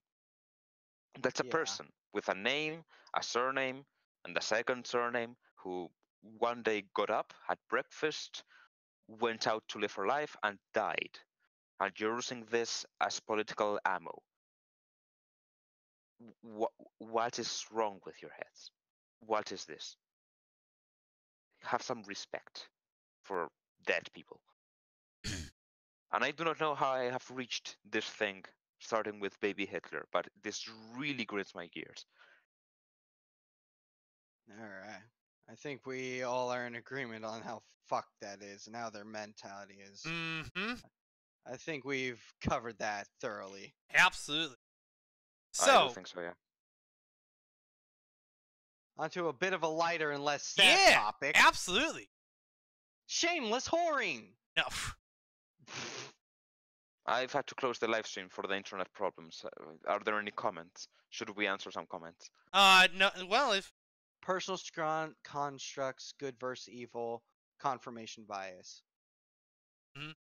that was from Apparently that Ben someone guy. wants more darkness. Don't worry, I'll blare some Nickelback. That'll make everyone want to kill themselves. But while we're closing in on the end of the stream here, I want to thank you guys for joining us. I want to thank Yeah, Sergio and Mark here. Also want to thank the viewers for tuning in. We appreciate the watch. We're going to close this out with our usual process of going over what we've got going on with the Internet Freedom Rally. As you guys know, we have the Freedom Rally going on January 26th between 1 and... We actually had to change the time frame to 1 to 3. Right in front of the Berlamont building in... Schumann Square. Yep. In Schumann Square. Be there or be square. Where we're going to be protesting Articles 11 and 13, which thankfully there was something that broke recently, where there was a big disagreement on 11 and 13, where the Portuguese, the Netherlands, Portugal. yep, Our Portugal, Belgium, the Netherlands, basically all just said, no, this is trash as it's currently written. Let's get rid of it. So that's a good thing. But yeah, like the LA will be running this particular protest on January 26th. Show up and participate if you want. We got click here to join the event. You can spread the word. You can donate to PayPal, so on and so forth. Give us money. Oh my God! Like it. I didn't say it. He did. Sorry, I can make it worse. It's aggressive marketing. Yeah, aggressive. It's called fish shark marketing. Right? Oh God. All right, guys.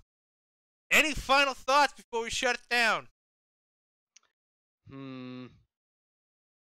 Do not heat bacon in a microwave ever. Use a pan to fry your French fries if they get soggy. Oh boy. I think we're good. Have a good day, everybody. Later, dudes. Yeet.